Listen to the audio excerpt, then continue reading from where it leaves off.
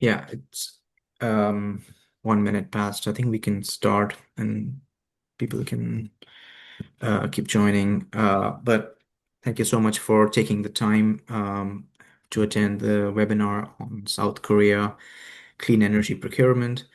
And we are really excited that all of you could join us today. I'm going to pass it off to Eric, who's going to open about SIBA, and then we're going to move on to our speakers. Eric, I'm just going to change the slide for you over here. Oh, thanks so much, Encore. Good morning, good afternoon, good evening, wherever you are. I'm currently in cloudy Seoul, South Korea, which is entirely appropriate given the focus of this webinar.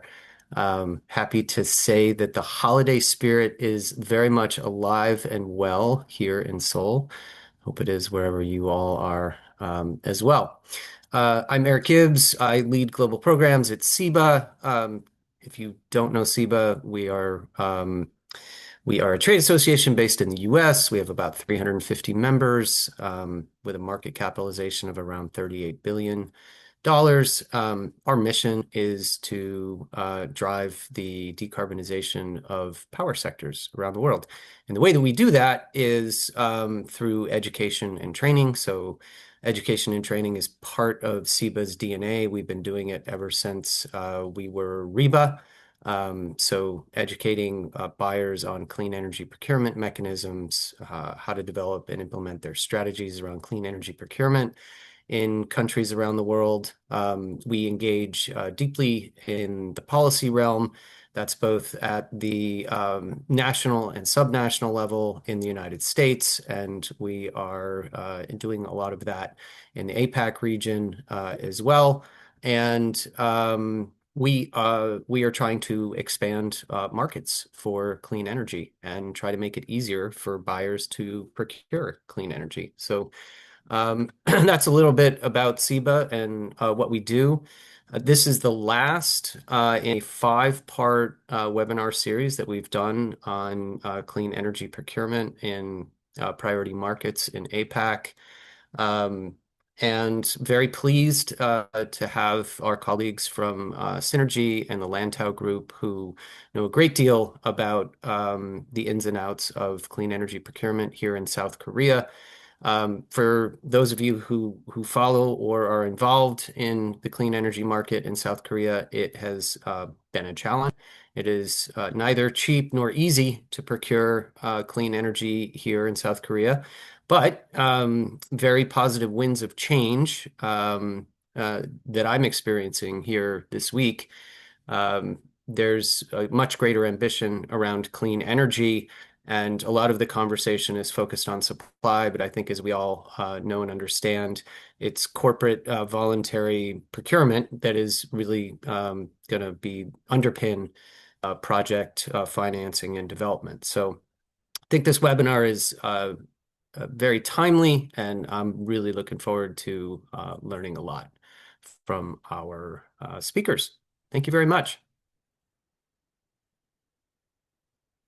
Thank you so much, Eric. And so this is the agenda for today. We're really fortunate to be hearing from the Lantau Group, who will give an overview of the market and policy in South Korea. We're going to have an interactive session, a question and answer. We're also going to be hearing from CnerG on the corporate procurement in South Korea for clean energy and what their experience has been in the field. And then we're going to close off with a second interactive question. If you have any questions, you can feel free to post them in the chat. These are just some housekeeping rules. So yeah, if you have any questions, just post them in the chat. And the session is being recorded. We will be sending out the recording within 1 week. So we will be emailing you a link to this webinar. Also, an antitrust reminder, so you can go through this. And I'll just show this here for a few seconds so you can go through this. But we are ready to start with our speakers. And we are joined by Soyeon Park, who is a principal at the Lantau Group. Soyeon, I'll pass it off to you and also be sharing the slides. Thank you for the introduction. Good morning, good afternoon, everyone. I'm Soyeon Park, Principal Consultant at the Lantau Group. The Lantau Group is a market consultancy specialized in the energy sector in the APEC region. In this session, we'll give an overview of how Korea's clean energy market has evolved and what that means for corporates and investors looking at Korea today. Next, please. Let us start with where we were just 5 years ago. 5 years ago, if you ask question around whether we can buy electricity or renewable electricity from renewable companies back then, it was not possible. So if you look at the market structure at the time, since 2001, KPX wholesale market was operational. Since then, KEPCO was the single buyer from the market and single retailer who can sell electricity to retail end users. So PPA was not allowed officially since the operation of KPX market. So end users did not have any other option apart from KEPCO. So if you look at the four questions underneath of the deck, can end users buy renewables from KEPCO? The answer was no. Can end users buy renewables directly from renewable projects? No. And can end users buy electricity directly from the KPX market by passing KEPCO? It was also no. And is renewable energy cost competitive compared to KEPCO tariff? The answer was also no. The KEPCO tariff was quite stable for a long time, but with the regulated tariff scheme and LCOE, the energy cost has not come down significantly yet back in 2020. Next slide, please. Over the last 5 years, a lot has changed. On the left there, these are policy changes. In 2021, officially the Korean RE100 mechanism was introduced, allowing green premium, REC procurement, and PPA regimes available. REC procurement, REC has been in place for 10 years around 2021, but it was originally for renewable generators and RPS obligors, not for end users. But with this scheme, end users got access to this REC procurement to verify their renewable use. And back then, when it was introduced, even though PPA was allowed, a lot of specifics for execution for PPA was not set. So over the year until 2022, by setting standard contract and defining grid usage fee and other fee items, regulatory environment for PPA execution became available. And recently, one of the key changes this year is about direct wholesale market purchase scheme, which was revamped. Direct wholesale market access is not renewable procurement. It's for end users to buy electricity from wholesale market by passing KEPCO. So as this has become another option for end users, there are increasing landscape for end users options on top of renewable procurement. On the right-hand side, we also highlighted two forces that really accelerated energy transition on end user side. One aspect is increasing requirements of ESG requirements. So we hear that using renewables is not an option now or a preference or just for marketing purpose. Now it becomes more of basic criteria to meet the requirements for supplying to the global corporates. And for retail tariff, there has been a lot of changes for retail tariff. KEPCO was operating on a regulated tariff system, but over just 3 years, it increased 70%. I'll show you in a bit how it actually went up from 15 years ago. If you look at closer to the KEPCO retail tariff, there are two parts. One part is administered KEPCO tariff shown on the KEPCO's tariff schedule. Another part is the line item that is only shown on electricity bill that includes fuel cost adjustment that reflects the fuel cost fluctuations depending on the fuel market. So collectively, it has increased 70% over the few years. So as a result, corporates are seeking renewables to hedge their tariff risk since they can lock in with the PPA tariff without fuel price risk. So because of this market environment, renewable procurement in Korea is no longer optional. It's more like strategic decision. Next, please. So this is snapshot of history retail tariff for end users. Let us focus on a dark blue line, which represents industrial tariff. You can see it has been quite stable from 81 per kilowatt hour until 101 per kilowatt hour until 2021, before seeing 71 of increase over the past 3 years. Many corporates, this translates into very high jump in utility bills from their perspective, and it also caused high uncertainty around how KEPCO tariff will be increased after this hike. So on the right-hand side, I added two markers. One is PPA tariff range. The other one is KPX monthly average price range, which is also named as SMP in the wholesale market. If you say PPA tariff back in 5 years ago, when KEPCO tariff was 100, the gap was too large. But now this gap is narrowing. So end users are more accessible to PPA tariff. And for KPX monthly average price range, which means SMP in wholesale market, now because wholesale tariff is much lower than retail tariff, the end user want to access to wholesale market. So this is another change we see this year. Next, please. So the industrial structure is very similar in this year compared to 2020, but there have been many changes on the renewable procurement routes. You see all the green blocks that represent the renewable procurement methods. You can pay green premium to KEPCO to use renewable electricity. You can sign direct PPA or third-party PPA with renewable companies to lock in your tariff and renewable cost. You can also buy REC from renewable companies by adding on to your KEPCO electricity bill. You can also generate yourself. So if we ask same question underneath, can end users buy renewable from KEPCO? Yes, now you can buy from KEPCO by paying green premium. And for second question, end users can buy renewable electricity direct from renewable projects by direct PPA or third-party PPA. And now end users can buy electricity directly from the wholesale market bypassing KEPCO. This is also possible.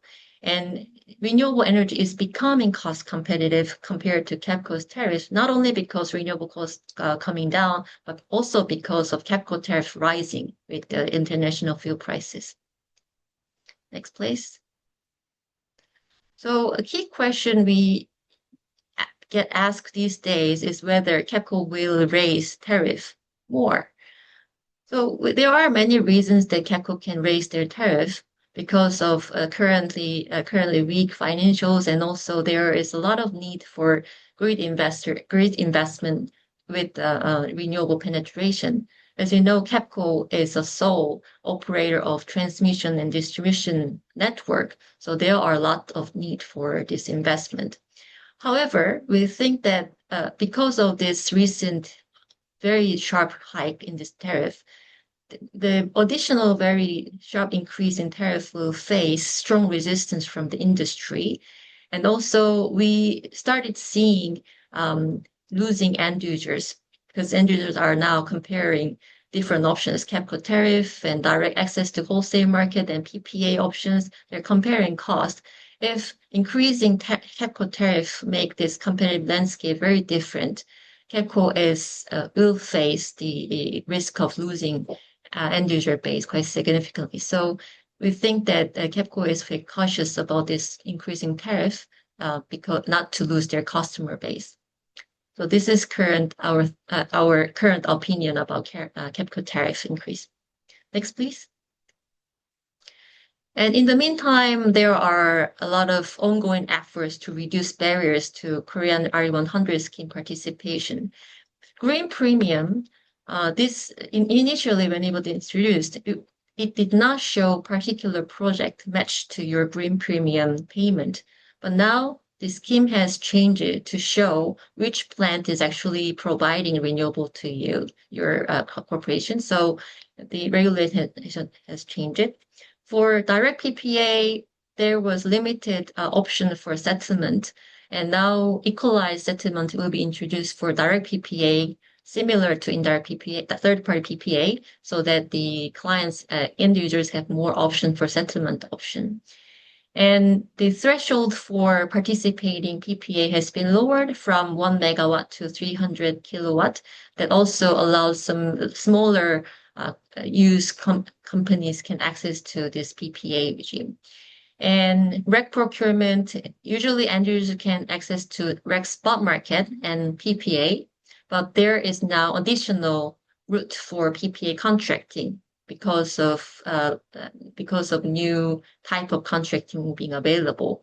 So there is an auction that has been open that has opened regularly for RPS obligors and renewable companies. Now it has extended to end user participation. So it widened contracting opportunities for end users. And now resale of surplus REC has been allowed for certain cases. So it also provides easier optimization of renewable portfolio. So we watch point for upcoming years. We think that there are two aspects. One is CapCo tariff, whether they will increase or they will do other measures to recover their cost. And the other part is how regulatory frameworks allow corporates to try renewable procurement and allow them to mix more freely with the different measures. This is the end of the presentation, and I was requested to comment on two pre-webinar questions. So I will comment on this and we can go on to Q&A floor. First question I asked, so the question was, what are the challenges faced by corporates wishing to procure clean energy in South Korea? When we work with corporates, very initial challenges we see is learning curve about the power market. Usually it's not usual to have energy professionals in corporate, which means all the terms and market mechanisms are quite difficult to comprehend in a short period of time. In the big corporations, there are ESG team fully dedicated to these matters. But for medium-sized, small mid-sized companies, the team who are in control of utility expenditure will have more responsibility for this renewable procurement. And all the terms are very new to them. So there are some learning curve to be able to confidently get the management on board by explaining the options and pros and cons and projection for the market. So this is one barrier we see. Second barrier we see is that there are only a few options available for small volume procurement. Because this is very new, companies want to start with the small volume. Even though we have different options, like green premium, rec procurement, PPA, and different types of PPA under the category, if you look at just small volume, only two options are available, green premium and rec procurement. And rec procurement is considered as very expensive because you have to pay 70 or 81 per kilowatt hour on top of the retail tariff. It's very expensive. Then people go to green premium. But there is hurdle for green premium because it does not give the emission reduction offsetting. So there are limited options for small buyers. And third barriers we see is the limited supply. Initially, when renewable projects have come online in Korean market, these companies were contracted with RPS obligors, so their revenue stream was quite stabilized. And now end users have to compete with these RPS obligors in PPA tariff setting. So there are actually some limited supply issue available for end users. So these are my observations for the first question. And for the second question, there was a second question, right? How do 2025 PPA reforms help corporates procure clean energy in South Korea? There have been many changes. We think that these changes are going towards lowering barriers for end users. there was a relaxation of PPA capacity threshold from 1 megawatt to 300 kilowatt. And also there is extended settlement regime to allow more flexible contracting for end users.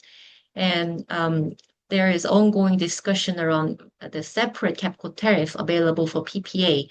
So all these changes are making efforts to lower barriers for end users to execute the PPA and other green procurement. So this is my answer for this question. So thank you very much for listening, and please feel free to ask questions related to this topic.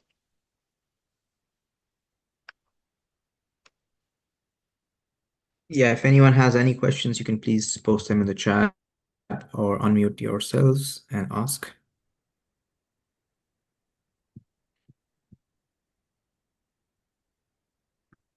If not, we can start with the second speaker, Jason. I would like to invite you now. Just put your slides. Thank you. Thank you so much, Soyeon, for your time. Thank you. Yeah. Hi, everyone. Thank you for having me today. My name is Jinsu Park, and I'm with sales and trading team at CnerG Korea. And we are an independent renewable energy solution provider, and our core business is the comprehensive suite of voluntary market solutions like developing, managing, and structuring deals for REC and voluntary carbon credits and facilitating PPA, etc. Yeah, today I'll just briefly introduce Korea's renewable energy procurement landscape. We'll focus more on RE100 compliance options available to corporates. Yeah, next, please. Yeah. Yeah, I was asked to give a presentation on Korea's renewable energy procurement options mechanisms. So, yeah, since the time slide is relatively short, I don't intend to go over too much detail, and also some parts are overlapped with Lantau Group. Yeah, I mean, as shown in the table, there are four main procurement methods in Korea. The first three are existing methods, and the last one, Korean IRAG, is a newly emerging system in Korea. And the prices here are only indicative and are subject to change, subject to variation in the actual contracting. Yeah, please report to it. And each method comes with different structure, cost efficiency, and administrative complexity. Let me start with the green premium. This method allows companies to pay an additional fee to CAPCO, the national utility, on top of their regular electricity bill to claim renewable energy usage. So yeah, it is the most, I mean, cost effective today, and you can achieve simple implementation and market accessibility, and also recognized by CDP.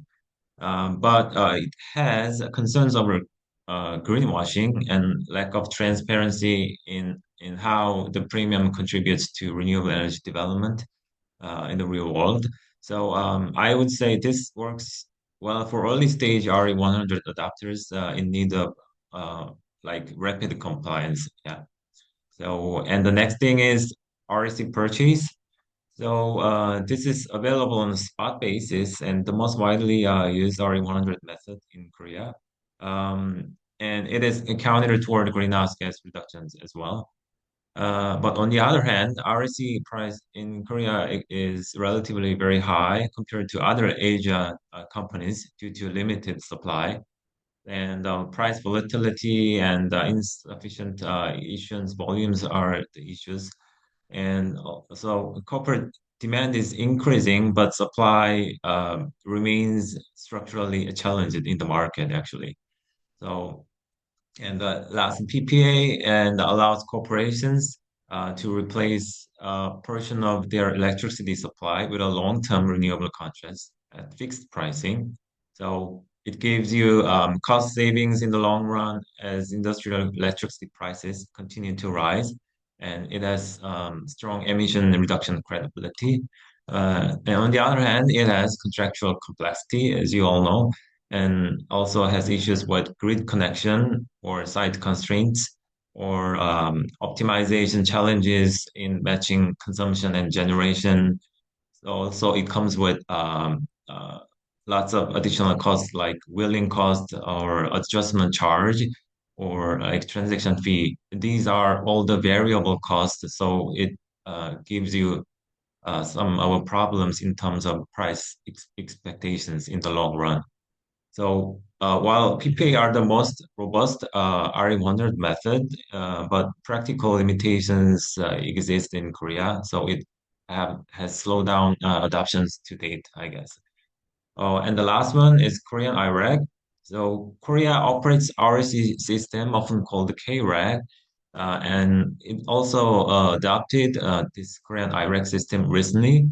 The main focus is on site and self-consumed devices like rooftop solar and other behind-the-meter installations. So this restriction is designed to ensure there's no overlap or double claiming with the existing national KREX system. However, the official issuance criteria is not in place yet, which I expect it'll be done in around next year, first quarter, but it's not confirmed yet. So this is still ongoing system. Yeah, next slide, please. Yeah, it's just to summarize the three RE100 procurement options in Korea. Green Premium provides the easiest and most cost-efficient way to get started, and the REC purchase is widely used and recognized for emissions reductions. And PPA offers the strongest long-term solutions with cost stability and real impact, but it requires more complex contracting and grid availability. So in practice, many Korean companies begin with green premium or RC purchase, and then they gradually kind of transition to PPAs as they mature in their RE100 roadmap. Yeah. So next, please. Yeah.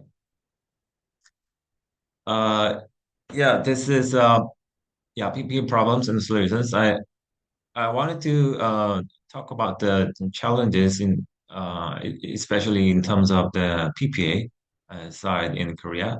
Um, The quick question, I think it would be what is preventing a rapid expansion of corporate PPA in Korea? So in CnerG's view, uh, I would say there are four major challenging areas identified in Korea. Those are like land availability, grid connection issues, and curtailment risk, and long-term contract exposure. So among these, I mean, realistically speaking, the first two are the main ones. So in Korea, the available land for renewable development is highly limited because, I mean, over 70% of the country is mountainous. So, and flat land is already used for, already used for urban agriculture and industrial purposes. So local communities often resist large-scale solar or wind development due to, environmental concerns. So as a result, utility scale projects struggle to secure viable sites, and the approval process can take several years. So this is why we are seeing increasing demand for rooftop solars. So next is the grid connection. Even when a developer secures land, they face difficulty in getting approval to connect the devices planned to the grid. Um, I would say there are two big constraints for that, and one is physical limitations. The grid in certain regions like Jeju Island or some other regions are already saturated with renewables devices already. And the second thing is economic feasibility. Developers must pay significant interconnection and reinforcement costs. When these costs exceed budget, like project budget, many PPA projects become unbankable actually. So in addition, curtailment risk is rising as more solar and wind devices come online, meaning clean energy generation may have to be shut down at some point due to congestion. So, so here, CnerG identifies the key solutions and the corresponding stakeholders responsible for implementing them. The first one is policymakers. The burden of large-scale systemic change falls to policymakers. their focus must be like land deregulations, or they must prioritize dispatch rule reform, like device powering order, to create a flexible market-based system that can um, manage the intermittent power sources like wind and solar. And the next, grid operators are essential. Their solutions will involve like investing heavily in active interconnection challenges to modernize the grid and efficiently handle two-way power flow, or and improving forecasting capabilities to accurately predict renewable output, which is vital for maintaining real-time grid balance. And for developers, the future uh, is isn't just now about massive facility. I think we need a fundamental shift towards more distributed low voltage products. This refers to expanding smaller projects such as commercial and industrial rooftop solar connected at the low voltage level. So this strategy is essential to bypass the current bottlenecks in large scale land permits and high voltage grid capacity. Um, and next, the role of consumers would be shifting from passive user to active participant. Their key solutions involve adopting flexibility assets.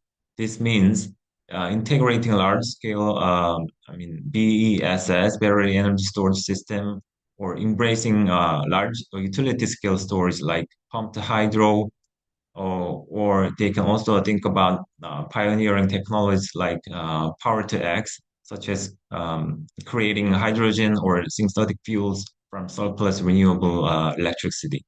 Um, and lastly, financial institutions also must provide the tools to manage the new risks of this transition.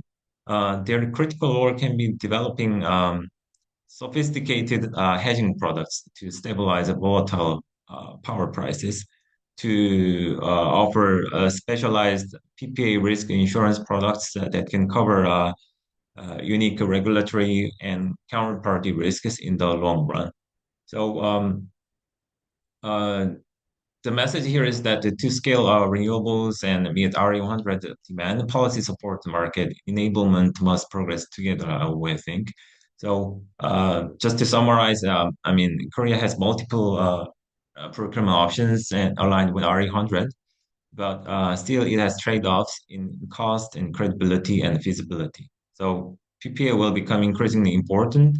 Um, uh, I agree that, but it requires systematic improvements and across policy and grid connection and finance as well. So yeah, that's all for my part. Thank you.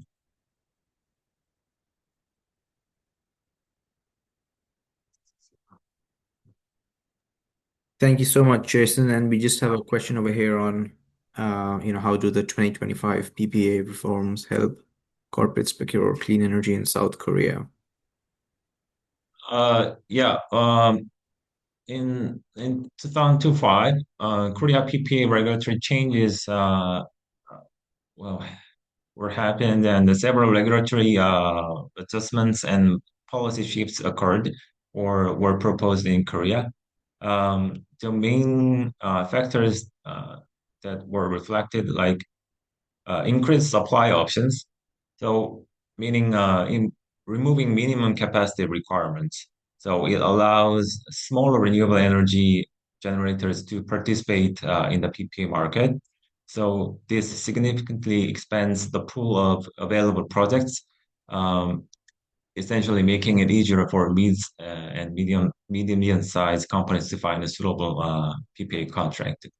So, and also the policy change improved the reliability, uh, allowing ESS integration stabilizes the power supply from intermittent sources. So companies can secure more reliable 24/7 renewable electricity, which is more crucial for manufacturing and continuous operations businesses. And last important thing is, I think, is better financial planning. Monthly settlement of charge offers a greater predictability and integration into corporate budgeting processes. So it will eventually simplify the financial management of the actual uh, demand. So who will have the PPA contract? So these are the main things we see. Great, great, thank you. And does anyone have any questions for Jason?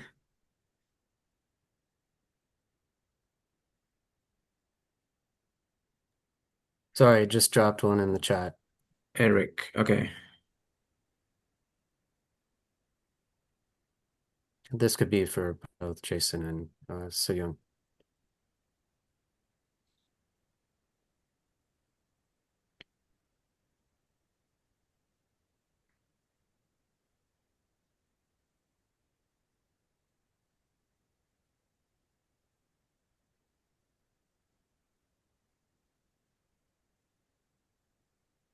Uh, yeah, I'm not sure I understood the question correctly. Can you elaborate a bit more if you don't mind? Yeah. Yeah, I think it's fair to say that KEPCO's, the perception or the reality of KEPCO is that they have not been uh,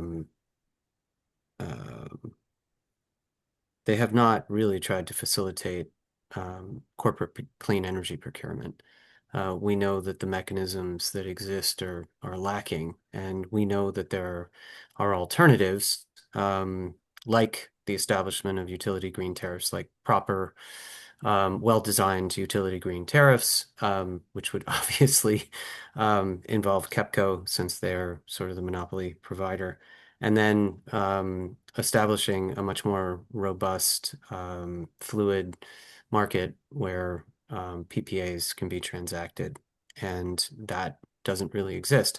And now that KEPCO is no longer under the supervision of MOTI, or now MOTIR, and is under MCEE, do you expect them to be more receptive and engaged and amenable to these mechanisms for corporate clean energy procurement? Uh, Yeah, I mean, well, generally, I can say in a more practical way, when I have a meeting with potential clients in Korea, most big companies have already have their own PPA contract with like major PPA suppliers, but also we have small and medium-sized suppliers for PPA as well in Korea. And on the demand side, it's the same. They want just small volume of PPA availability, but sometimes it's really difficult to connect the dot between two sides because the policy, like you said, is not favorable to both sides. So Hmm. it's more about the big guys, I guess. So, but those big companies have more informations, have more policy. I mean, acceptable in their own company. But these small and medium size, that's what we try to do is to propose small volume of PPA and availability to them, like rooftop solar or uh, very unlikely volume of PPA to them. So, in the end, they know this is PPA, but their target is more about in the short term is like cost saving of electricity. So in the long run, they will achieve the whole effect of a PPA contracting. But these small and medium sized see this more as a, I mean, cost saving method. So that's what we see. So and also I mentioned like a Korean IRAG, and then this is actually a separate system of existing national carrier system. So we thought the marketplace here, like us, initially thought that this is. I mean, we doubtfully thought it's gonna work or not because we already have the carrier system here, but the government is. I think they are trying to do. I mean, open more options to. I mean, corporates by adopting these new products. So I think that's why we it takes more time to actually have in place in market. So because the criteria is not fixed yet, 100%. So we are asking a lot of questions to the government when it will be fixed and how, I mean, we can issue this Korean IRAG at what point. So, I mean, overall, like I said, I agree with you. It is really difficult, but I guess there is a trend to, I mean, open more options to the market. Yeah.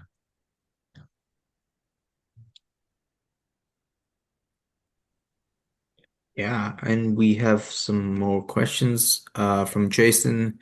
Could you elaborate on the hedging projects that corporates would need to see to enter into VPPAs? Soyeon or Jason, either, if you want to answer that. Hedging.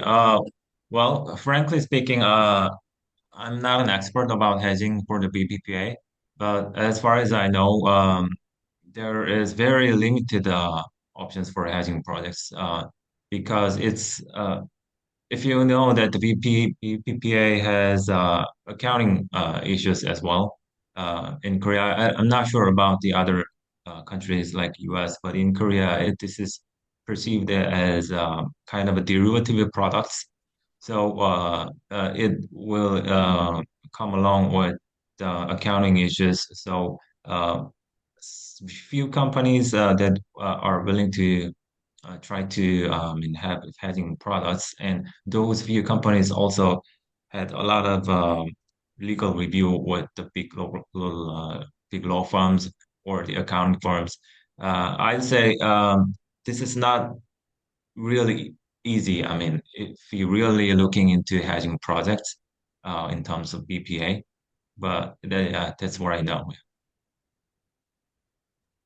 Right. And one more on curious to understand better of the flexibility market design in South Korea since the grid build out and curtailment was listed as a key challenge.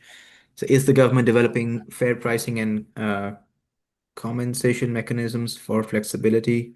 And what kind of support is there to accelerate BESS and other storage? Yeah, I can take this question.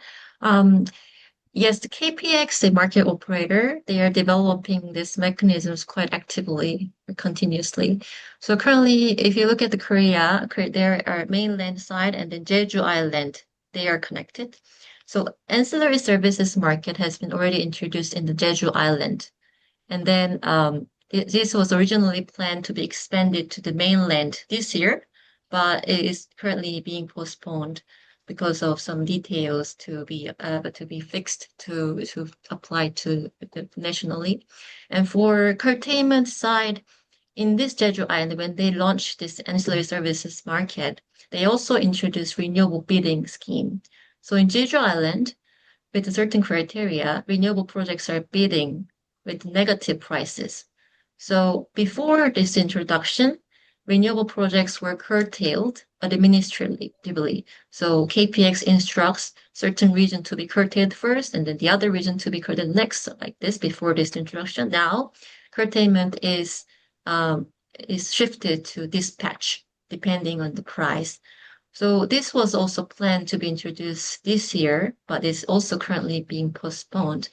And ancillary services currently is applied to conventional power plant, but there's also a expected study of KPX to introduce an ancillary services market for renewables. In that case, more controllable renewables can participate into the AS market like in other regions. So these are ongoing. For battery, this is also linked to ancillary services market. There are some battery auctions currently, but the handling and dispatch instruction and payments are currently still very regulated. So this is going to be complemented with an ancillary services market design in the coming years. That's current status of the market. Right. Thank you. Great. Does anyone else have any questions?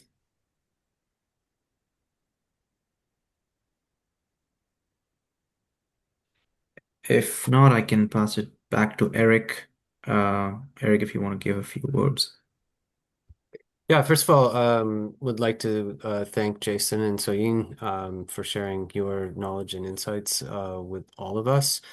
Um, the Korean clean energy procurement market has been difficult for SIBA members and their supply chain partners, but have to say that I think next year is going to be consequential, if not transformational, on the clean energy front in Korea, with the newly reorganized Ministry of Climate, Energy, and Environment. They have significant ambitions around expansion of clean energy supply to 2030. There's going to be further institutional and regulatory reforms that are going to favor clean energy. So I think from the standpoint of SIBA, all you can hope for is political will around creating better, higher functioning, more efficient markets for clean energy.